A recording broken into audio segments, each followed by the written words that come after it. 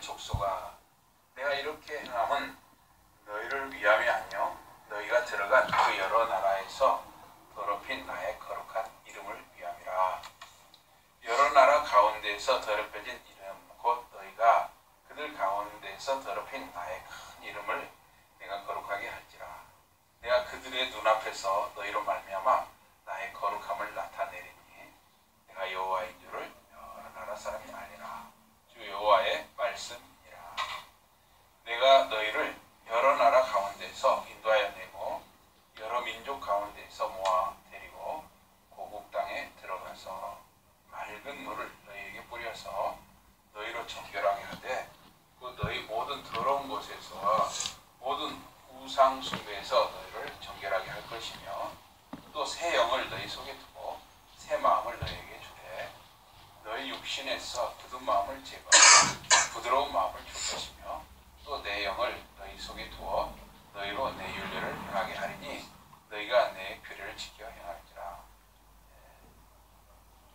28절부터 제가 한 절 여러분 한 절 들어간다. 내가 너희 조상들에게 준 땅에서 너희가 거주하면서 내 백성이 되고 나는 너희 하나님이 되리라. 너희가 너희를 모든 더러운 데에서 구원하고 묵시히 풍성하게 하여 그들이 너희에게 다치지 아니하게 할 것이며 또 나무의 열매와 밭의 소산을 풍성하게 하여 너희가 다시는 기근의 욕을 여러 나라에게 당하지 아니하게 하리라. 그때 너희가 너희 악한 길과 너희 좋지 못한 행위를 기억하고 너희 모든 죄악과 가증한 일로 말미암아 스스로 밉게 버리라. 아멘. 오늘 말씀 제목 거룩한 이름입니다. 거룩한 이름. 에스겔서 36장 20절 36절 거룩한 이름. 하나님께서는 우리 사람들이 땅 위에서 살아가게 하셨어. 땅 위에. 그래서 그 땅 위에 누가 사느냐에 따라서 그 땅이 변하는 것입니다.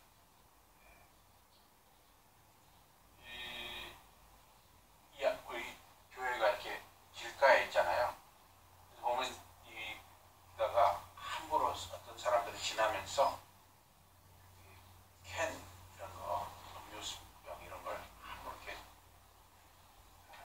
다 그렇진 않지만 어쩌다 한 번씩 이렇게 던지는 수가 있어요. 쓰레기 봉지를 던지는 수가 있고. 그런 사람이 많이 사는 데는 쓰레기가 많겠죠. 그래서 어떤 사람이 거기에 사느냐에 따라서 그 지역은 아주 깨끗한 동네가 될 수도 있고 아주 좀 안 좋은 동네가 될 수도 있어요. 이건 쓰레기뿐만 아니라 모든 것이 그렇습니다. 서로 이 동네가 서로 이렇게 잘 위해주고 우애하고 뭔가 이렇게 좀 나눠 먹고 그러면 그 동네는 참 인정이 많은 동네가 되는 것이죠. 하나님께서는 이 아브라함을 갈대아 우르 땅에서 하란 땅으로 가게 하셨습니다. 또 이어서 가나안 땅으로 인도하셨습니다. 그래서 하나님께서는 이 아브라함이라는 사람을 불러가지고 어떤 정해진 땅으로 인도를 하셨어요. 하나님께서 아브라함이라는 사람을 부르셨을 때 그냥 그 살던 그곳에서 그냥 살게 하시면서 하나님이 그냥 말씀을 주셔도 될 텐데 왜 이렇게 땅을 구별해서 어떤 땅으로 가게 하셨느냐 하는 것이죠. 그래서 아브라함에게 하나님께서 아브라함과 그 자손들에게 땅 가나안이라는 그 땅을 주시겠다 약속을 하십니다. 하나님께서 아담과 하와를 지으시고 에덴 땅에 살게 하셨습니다. 말씀대로 순종해서 살면 그 에덴 땅에 계속 살 수가 있었습니다. 에덴 땅은 참 좋은 땅이었습니다. 에덴 땅에서는 아담과 하와가 옷을 입을 필요가 없었습니다. 당연히 신발도 신을 필요가 없었습니다. 사실 굉장히 좋은 땅이죠. 만약에 거기에 모기가 많다. 옷을 안 입으면 굉장히 힘들었겠죠. 또 바닥에 막 자갈이라든가 무슨 뾰족뾰족한 돌이 많다. 그러면 정말 신발 안 신으면 힘들었겠죠.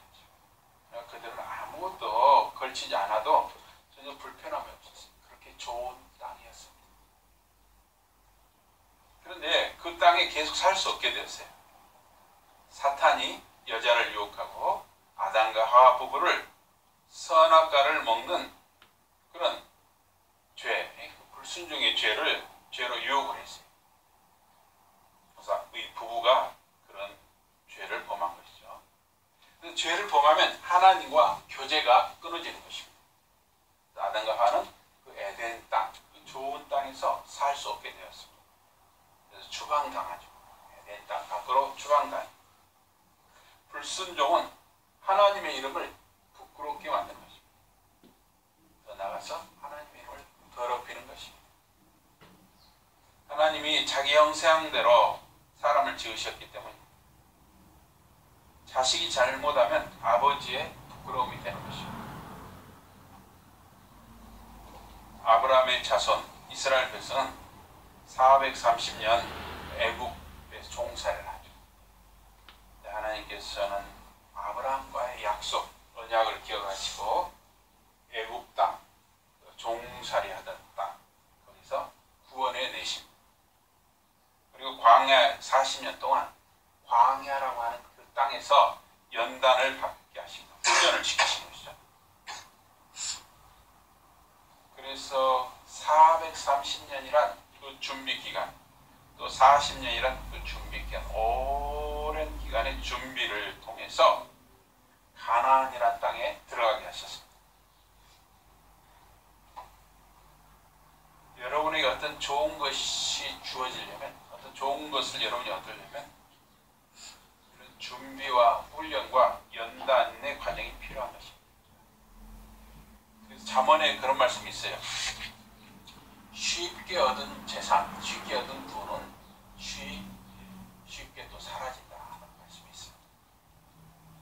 그래서 여러분들이 공부도 힘들게 하면 그게 잊혀지지 않습니다. 여러분이 뭔가 돈을 정말 힘들게 번 거는 정말 잘 아껴서 모으게 되는 것이죠. 그런데 이 가나안 땅에는 이미 다른 이방 사람들이 그 땅에 살고 있었습니다. 그 땅, 가나안 사람들의 죄가 가득해서 하나님께서는 이스라엘 백성을 보내셔서 그 땅을 심판하고자 하셨습니다. 우리가 생각할 때 아니 거기 멀쩡한 사람들이 살고 있는데 왜 하나님이 가나안에 이스라엘 백성을 들어가게 하셔서 그 땅을 뺏어서 살게 하시느냐 오해하실 수가 있는데, 그 땅에 사는 가나안 사람들이 이미 죄가 너무 가득해서 심판하지 않을 수 없다는 것. 때가 되면 다 심판이 있거든요. 이스라엘 백성을 보내셔서 가나안 사람들을 심판하신 것입니다. 죄가 가득하니 그 땅에 이제 가나안 사람들이 살 자격을 잃어버린 것입니다. 그래서 그 사람들을 이제 다 몰아내거나 아예 그 땅에서 다 해렘시킨 것입니다. 해렘은 그 칼로 다 죽이는 거예요. 이게 해렘. 그게 하나님께 바치는 것입니다. 왜냐하면 그 사람은 이미 죄로 사형 선고를 받은 사람입니다. 사형 선고. 여호수아가 이끄는 이스라엘 군대가 가나안을 정복하고 이스라엘 12지파가 가나안 땅을 분배해서 살게 되었습니다. 이스라엘 백성은 하나님의 택한 백성이기 때문에 하나님만 섬기며 살아야 합니다. 그러나 이스라엘 왕 솔로몬이 대표적으로 이방 여인들을 여러 명을 아내로 맞이해서 애굽에서도 여인을 데려오고 암몬에서도 여인을 데려오고 에돔에서도 데려오고 이방 나라 여자들을 많이 데려왔어요. 정략 결혼을 한 거죠. 이방 여자들이 들어왔을 때 그냥 들어오지 않죠. 자기가 살아왔던 그 풍습, 가풍, 그 나라 풍습을 다 가지고 들어와요. 그래서 솔로몬은 그 여인들과 함께 우상 숭배에 빠져들었습니다. 그래서 하나님께서 그 가나안 땅을 솔로몬 아들 르호보암 때 그 땅을 갈라버립니다. 남쪽과 북쪽으로 갈라버렸어요. 땅에 사는 사람들이 어떻게 사느냐에 따라서 그 땅이 모습이 틀려지는 것입니다. 북이스라엘과 남유다로 땅이 나누어졌습니다. 남과 북으로 땅이 나눠진 뒤에는 우리가 이러면 안 되겠다. 정신을 차려야겠다. 하나님께 돌아와야지. 이렇게 했으면 얼마나 좋을까요? 남과 북으로 나눈 뒤에도 계속 그들은 우상 숭배와 죄악에 빠져들었습니다. 결국 북왕국 이스라엘은 아수르에, 남왕국 유다는 바벨론에 망하게 됩니다. 이스라엘 백성은 가나안 땅에서 결국은 추방당하게 됩니다. 너희가 이제 하나님의 백성으로서 살지 아니하고 하나님을 배반하고 우상을 섬기고 너희의 죄가 가득하니 불의가 가득하니 이제 내가 준 땅에서 살 자격이 없다. 마치 아담과 하와가 불순종함으로 에덴 땅에서 추방당하듯이 이스라엘 백성은 가나안 땅에서 추방당해서 바벨론 사람들, 아수르 사람들에게 포로로 잡혀간 것입니다. 또 수많은 사람들이 죽고 그들의 집이 불타고 성전과 모든 궁궐이 다 타버렸습니다. 수많은 사람이 죽었습니다. 또 좀 똑똑하다는 사람들은 다 포로로 잡혀간 것이죠. 그래서 이 땅은 그 사람이 누가 어떤 사람이 사느냐에 따라서 그 땅이 변하게 되어 있습니다.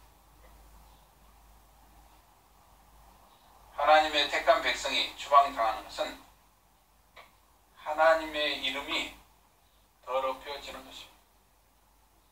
하나님의 택한 백성이 하나님이 주신 땅에서 하나님의 말씀대로 살지 못함으로 그 땅이 더럽혀질 뿐만 아니라 하나님의 이름이 더럽혀졌습니다. 또 그 하나님의 택한 백성이 포로가 된다고 생각합니다. 그것은 어떻게 보면 하나님의 포로가 되는 것입니다. 하나님의 이름이 더럽혀지는 것입니다. 그렇게 해서라도 그 사람들을 심판하고 그 중에 남은 자들을 구원할 필요가 있었던 것입니다.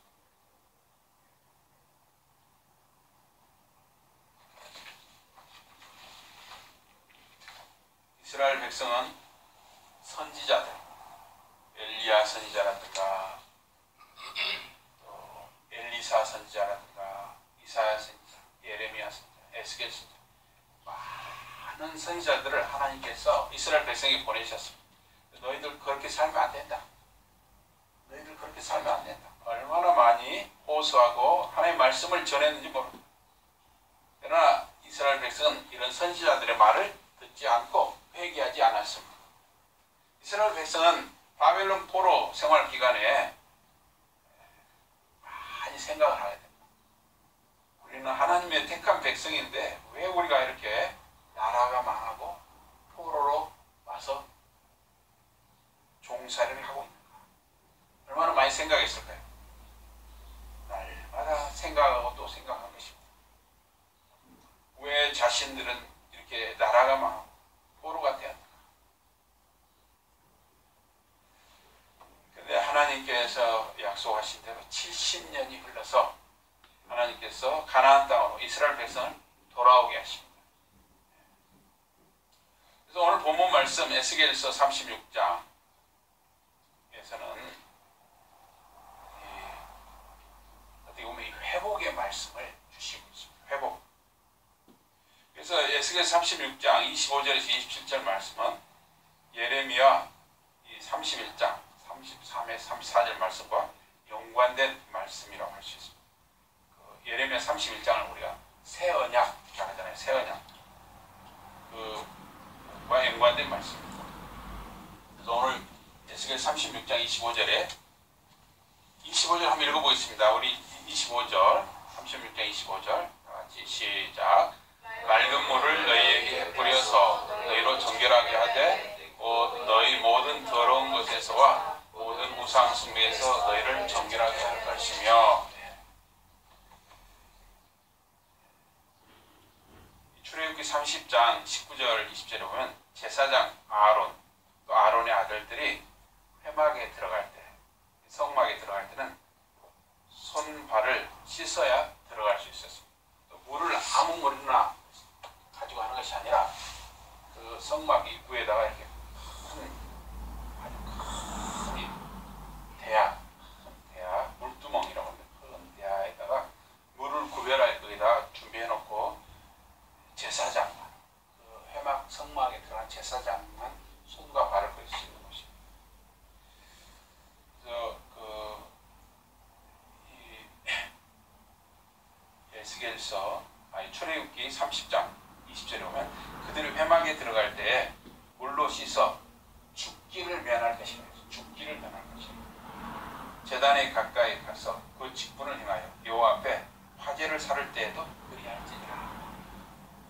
그 들어가기 전에 이 손과 발을 씻는 이 의식을 하지 않으면 죽는다는 거죠.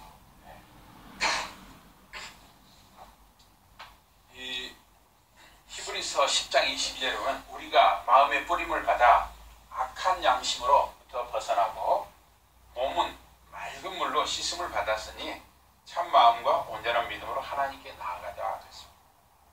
또 요한복음 3장 5절에 보면 예수님께서 니고데모의 그 나라 최고 학문을 한 니고데모, 그 사람 니고데모는 공회원이었고 바리새인이었죠. 아주 공부를 많이 하는 분이었어요. 그분이 밤에 찾아왔죠. 예수님을. 어떻게 해야 내가 영생을 얻겠습니까? 했을 때 예수님이 대답하시기를 진실로 진실로 너에게 말하는데 사람이 물과 성령으로 나지 아니하면 하나님의 나라에 들어갈 수 없느니라 그랬습니다. 그런데 마태복음 15장에 보면 바리새인과 서기관들이 그 예수님께 찾아와서 그 예수님의 제자들에 대해서 트집을 잡았습니다. 그 예수님께 트집 잡아놓죠.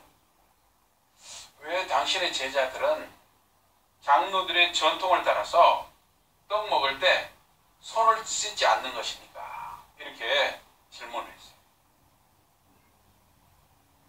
아마 제자들만 손을 안 씻은 것이 아니라 예수님도 아마 손을 안 씻었을 거예요. 손을 안 씻고 떡을 잡수셨어요. 빵을 잡수신 것이죠. 그때 예수님 답이 뭐였냐면 그러면 너희는 왜 장로들의 전통을 범하느냐? 너희들이 하나님께 드릴 거하고 부모님께 드릴 거를 구별해서 하나님께도 드리고 부모님께도 드려야 맞는데 너희들이 좋은 게 있으면 고르반 하면 하나님께 드린다는 거예요. 그러니까 좋은 것이 있어요. 그래서 수박이 한가한 개가 있어요. 그러면 고르반 하는 거예요. 그러면 이걸 부모님께 안 드릴 때요. 고르반 했으니까 하나님께 바치다는 뜻이에요. 근데 사실은 자기들끼리 먹는 거예요. 부모님께 안 드리고 자기들끼리 자기 아내하고 자식들하고 먹었는지 고르반, 그걸 고르반이라는 것을 남용을 한 거예요. 하나님께 드릴 건 하나님께 드리고 부모님께 드릴 건 부모님께 드리고 해야 맞는데 그러면서 예수님이 너희들이 정말 더 나쁜 사람들이다. 우리 손 씻는 거 가지고 뭐라 하지 말고 너희들 마음 비뚤어진 마음을 좀 고쳐봐라. 그래서 이사야서 말씀을 인용을 했어요. 예수님이 이 백성이 입술로는 나를 공경하되 마음은 내게서 멀다.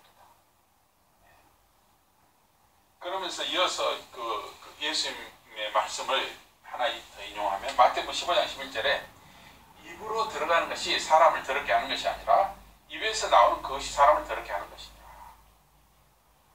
물로 씻는 정교 레식은 육체의 일부, 즉 손과 발을 씻는 행위를 통해서 사실은 마음과 몸을 하나님께 구별하여 드린다는 뜻이죠.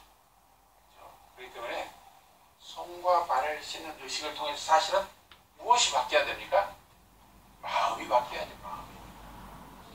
그런데 이 유대인들, 특히 바리새인이나 세관들 이런 사람들은 그야말로 형식적으로 그야말로 기계적으로 손과 발을 씻는 거예요. 그러고 약한 사람들을 짓누르고 못 살게 하는 과부의 재산을 뺀다든가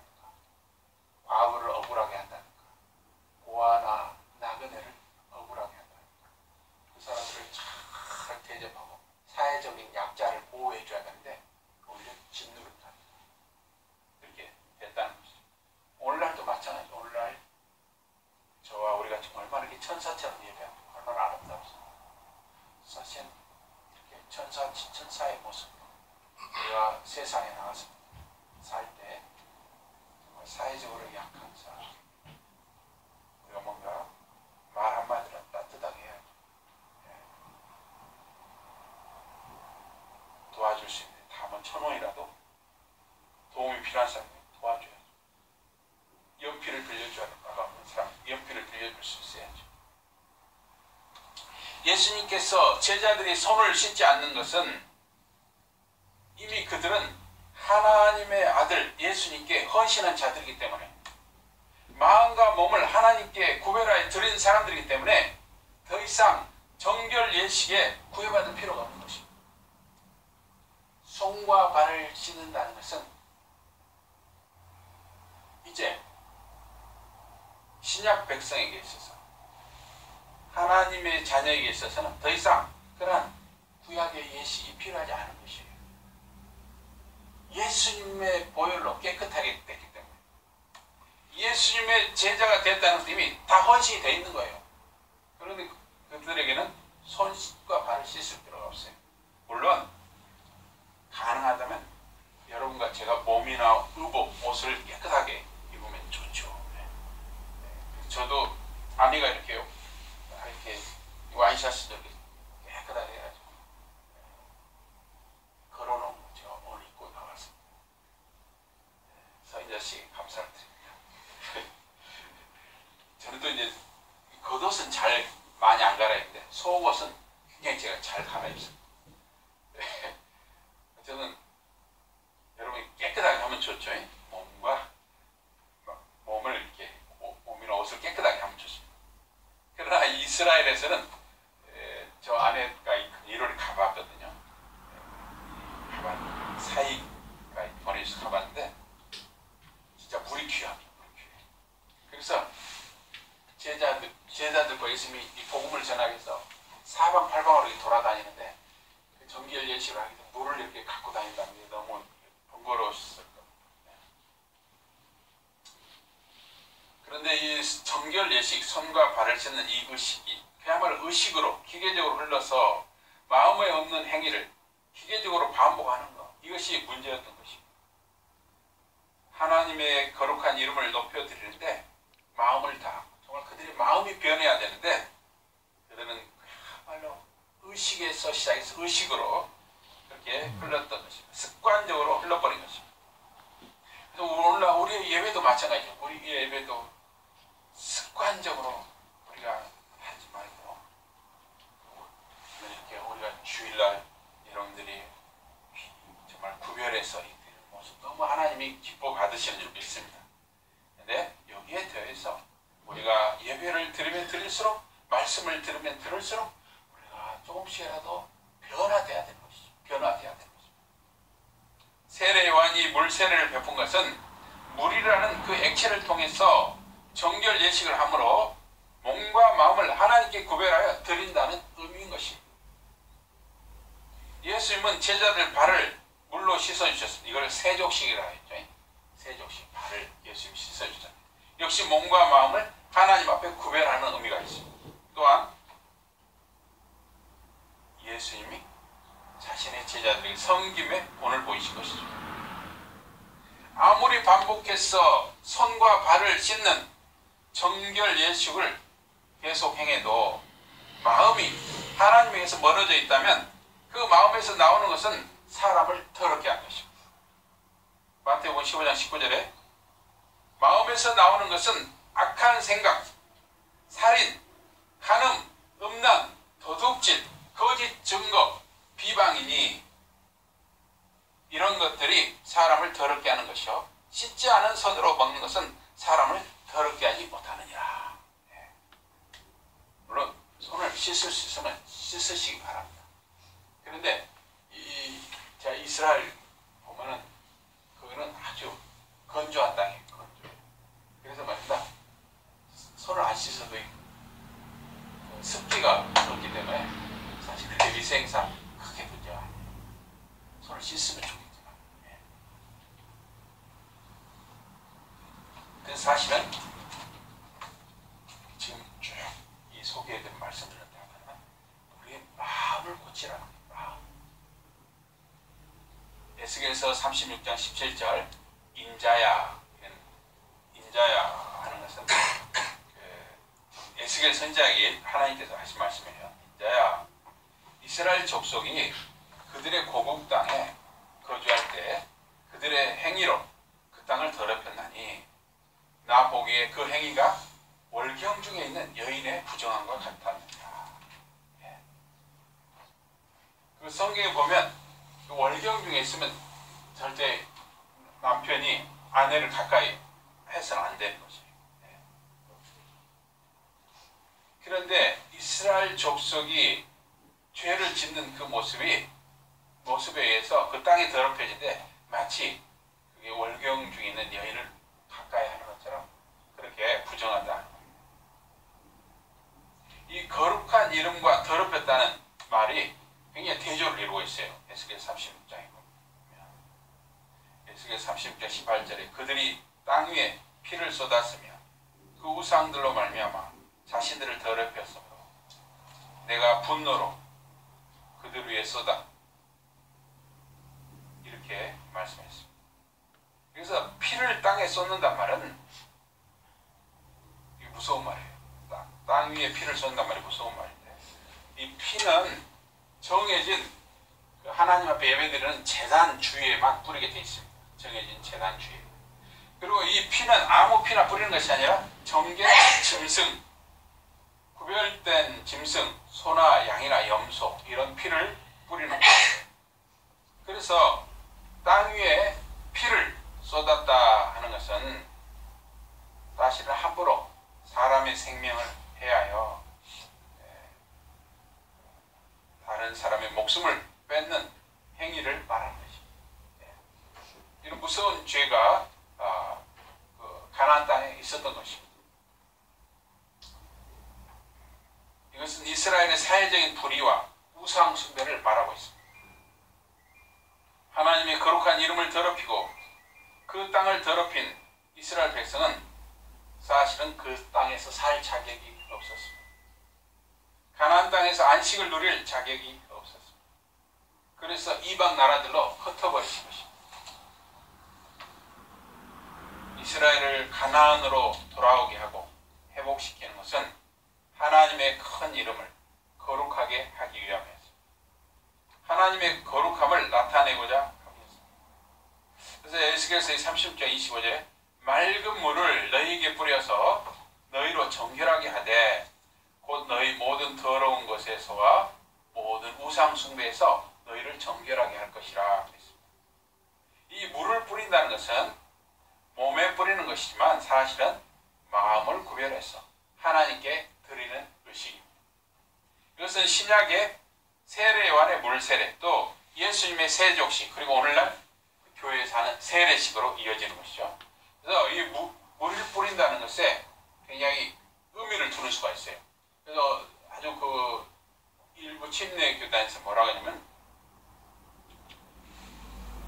어떤 강물이나 이런 데 가가지고 어떤 호수에 가서 이 머리 꼭대기까지 다 물속에다 완전히 잠겨야만 구원을 받는다. 그거 아닙니다. 이 물로 쉰다는 것은 그냥 여기 우리는 이제 장로교에서는 이렇게 그릇에 물을 담아서 머리에 이렇게 뿌려주잖아요. 그렇게 하는 거나 물속에 잠는 거 아무 차이가 없어요. 이거는 제가 앞에 설명했다시피 물을 뿌린다는 것은 이 영혼을 저의 영혼을 하나님께 구별하여 제 몸과 마음을 하나님께 구별하여 살고자 합니다. 이제 저는 하나님의 것입니다. 저는 예수 그리스도 안에서 구원받은 백성입니다. 이런 의미가 있는 것이죠. 마태복음 28장 19절에 그러므로 너희는 가서 모든 민족을 제자로 삼아 아버지와 아들과 성령의 이름으로 세례를 베풀고 내가 너희에게 분부한 모든 것을 가르쳐 지키게 하라. 볼지어다 내가 세상 끝날까지 너희와 항상 함께 있으리라 하시니라. 몸에 뿌리는 물세례를 통해서 하나님 앞에 마음과 몸을 구별하여 드리고 마음과 몸을 구별하여 일상의 삶을 하나님 앞에 사는 것이죠. 그래서 우리가 지금 예배드리는 이 모습으로 우리 일상에서 그렇게 그런 마음과 자세로 사는 것 이게 중요한 것이죠. 그것이 하나님의 거룩한 이름을 높여드리는 일. 에스겔서 36장 26절에 새 영을 너희 속에 두고 새 마음을 너희에게 주되 너희 육신에서 굳은 마음을 제거하고 부드러운 마음을 줄 것이라 그랬어요. 이 말씀은 에스겔서 11장 19절 말씀하고 비슷한 말씀이에요. 내가 그들에게 한 마음을 주고 그들에게 새 영을 주며 그 몸에서 돌 같은 마음을 제거하고 살처럼 부드러운 마음을 주어, 이렇게 한 말씀하고 같아요. 이 한 마음은 갈라지지 않은 마음인 것입니다. 내적으로 영적 도덕적으로 변화를 받아서 여호와 하나님께, 그 여호와 하나님의 뜻에 따라서 한 마음으로 오직 하나의 마음으로 헌신하는 것, 이것이 바로 새 마음이고 한 마음인 것입니다. 야고보서 1장 8절에 두 마음을 품어 모든 일에 정함이 없는 자란 말이 있어요. 믿음이 없이 의심하는 사람, 두 마음을 품는 사람이라고 했어요. 또 시편 119편에 보면 내가 두 마음 품는 자를 미워하고 주의 법을 사랑합니다 하는 말씀이 있어요. 이 두 마음이라는 말은 이 시편에 보면, 시편 119편에 보면 히브리어로 이게 세아핌이란 말이에요. 세아핌. 이거는 사전적으로 보면 반쪽짜리 마음이다. 또 갈라진 마음이라는 뜻이에요. 이 새 마음은 새로워진 마음, 성결해진 마음, 하나된 마음, 갈라지지 않은 마음, 온전한 마음을 가리키는 것입니다. 새 마음은 돌같이 딱딱한 마음이 아니라 이제 살처럼 부드러운 마음이에요. 성령께서 마음속에 계셔서 마음이 부드러워지니까 순종하는 마음이 되고, 이제 율례, 규례, 하나님의 말씀에 순종해서 살고 행하게 되는 것입니다. 하나님의 말씀에 순종해서 살 때 하나님의 허락하신 땅, 하나님이 주신 땅에서 살게 되는 것입니다.